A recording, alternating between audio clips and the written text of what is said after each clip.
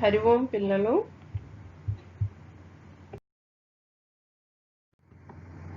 పాఠం చెప్పుకునే ముందుగా కొన్ని విషయాలు తెలుసుకుందాం.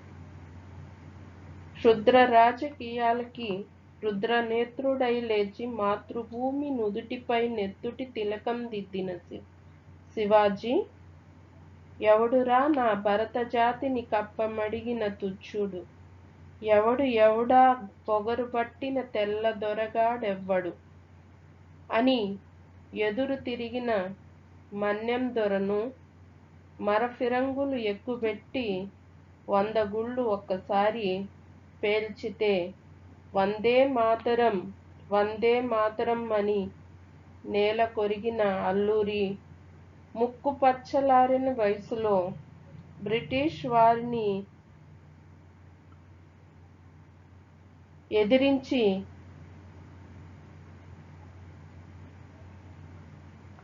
భరతమాత ఒడిలో అసువులు బాసిన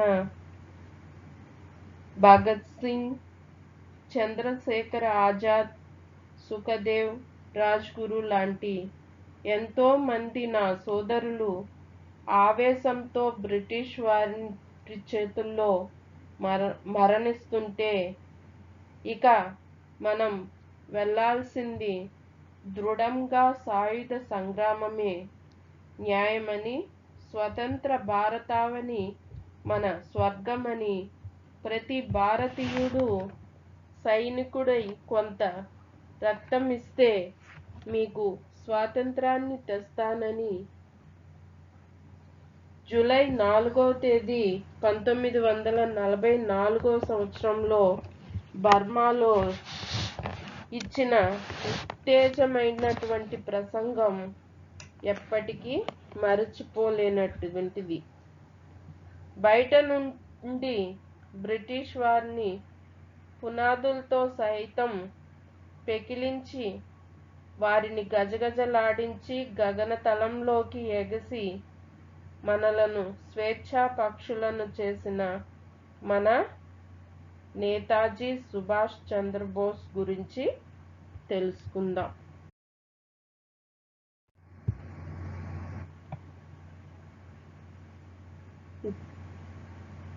మూడవ పాఠం సుభాష్ చంద్రబోస్ దేశ నాయకుని గురించి మనం తెలుసుకుందాం.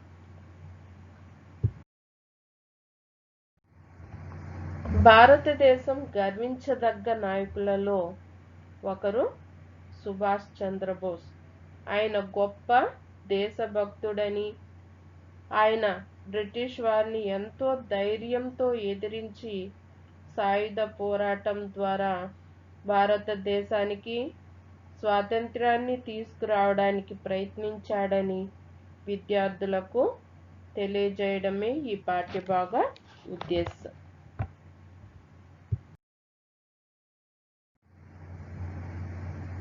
ప్రతిభామూర్తులైన రామకృష్ణ పరమహంస వంటి ఎందరో జన్మించిన వంగదేశంలో సుభాష్ చంద్రబోస్ జన్మించారు. సుభాష్ చంద్రబోస్ 1897 జనవరి 23న కటక్లో, అప్పుడు ఇది బెంగాల్ రాష్ట్రంలో ఉండేది, ఇప్పుడు ఒడిశా రాష్ట్రంలో ఉంది.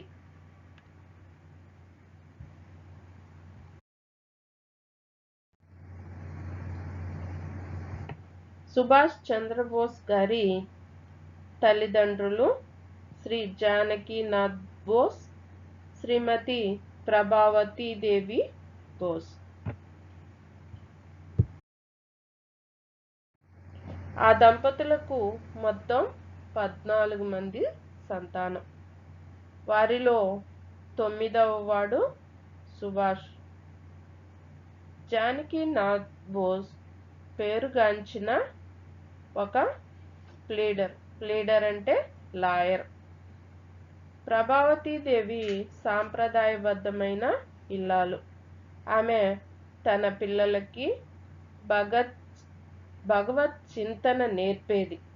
భగవత్ చింతన అంటే ఏంటి? భక్తిభావం నేర్పేది. జానకీనాథ్ బోస్ తన పిల్లలందరికీ సామాన్య జీవితాన్ని గడపడం అలవర్చడం అంటే అలవాటు చేశారు.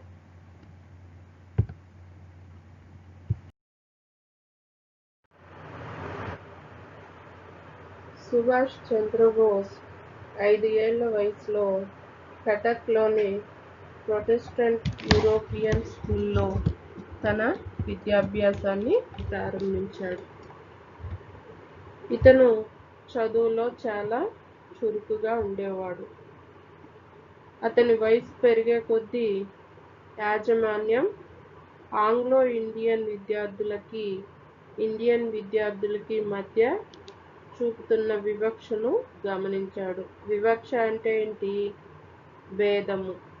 అంటే ఆంగ్లో ఇండియన్ విద్యార్థుల మధ్య భేదాన్ని గమనించాడు.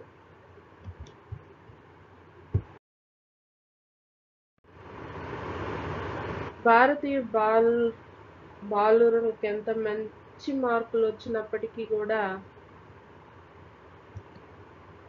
వారికి ఇవ్వని గౌరవాన్ని ఆంగ్లో ఇండియన్ విద్యార్థులకి ఇచ్చేవారు. దానికి కారణం ఏంటి? అప్పుడు భారతదేశం బ్రిటిష్ వారి పాలనలో ఉంది అని గ్రహించినటువంటి బోస్ చిన్న వయసులోనే బ్రిటిష్ వారి మీద నిరసన భావం పెంచుకున్నాడు.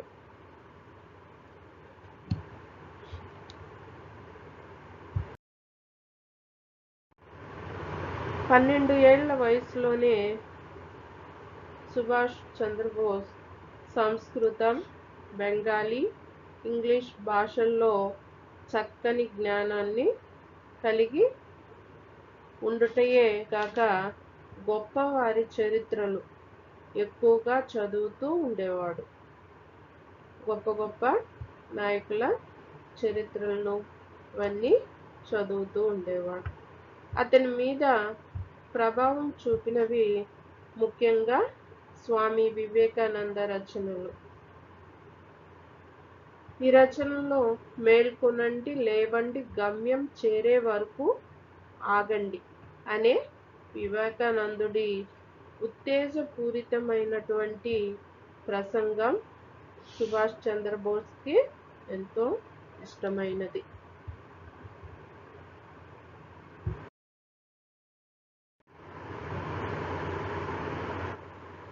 ఈ లక్ష్యాలన్నీ అతని యొక్క దేశభక్తిని సూచిస్తున్నాయి.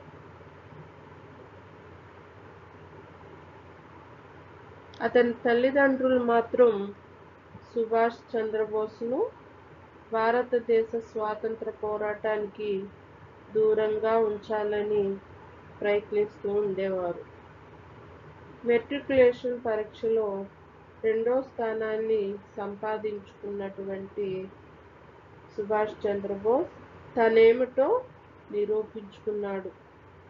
బోస్ అదే పట్టుదలతో చదివి 1919 ఏప్రిల్లో బిఏలో యూనివర్సిటీ అంతటికీ 2వ స్థానంలో ఉత్తీర్ణుడయ్యాడు. 1920లో సుభాష్ చంద్రబోస్ భారతీయ సివిల్ సర్వీస్ పరీక్షలకు హాజరై అందులో 4వ స్థానంలో నిలిచాడు. ఇంగ్లీష్లో అత్యధిక మార్కులు సాధించాడు.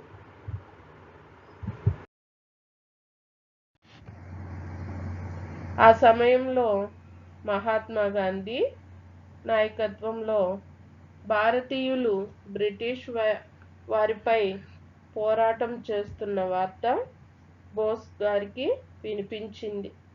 చిన్నతనం నుంచి అతనిలో ఉన్న దేశభక్తి నేరుగా రాజకీయ రంగ ప్రవేశానికి దారి చూపినట్లయింది.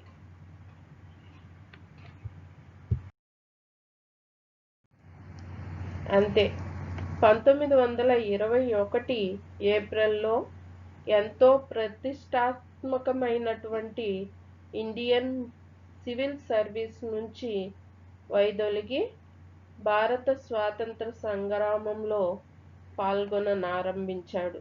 అంటే ఎంతో గొప్పదైనటువంటి తన ఉద్యోగం నుంచి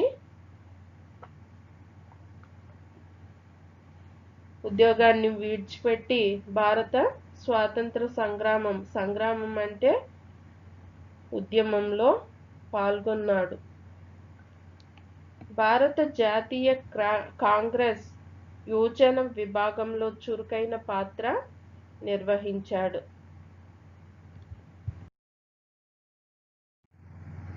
సహాయ నిరాకరణోద్యమం సమయంలో మహాత్మా గాంధీ బోస్ను కలకత్తా పంపారు.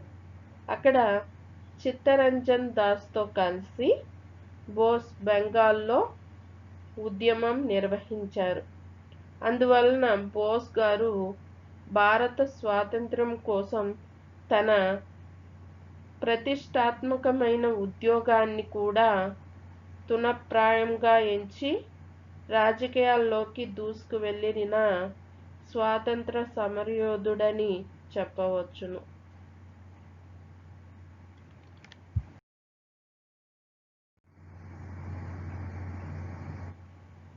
మనం ఏదైనా చెప్పుకోదగిన ఘనకార్యం సాధించాలనుకుంటే ఆ లక్ష్య సాధన కోసం సుదీర్ఘకాలం అంకిత భావంతో, క్రమశిక్షణతో, కష్ట నష్టాలను చలించకుండా కృషి చేయాలని నేతాజీ సుభాష్ చంద్రబోస్ గారి ఉద్దేశం. హరి ఓం పిల్లలు.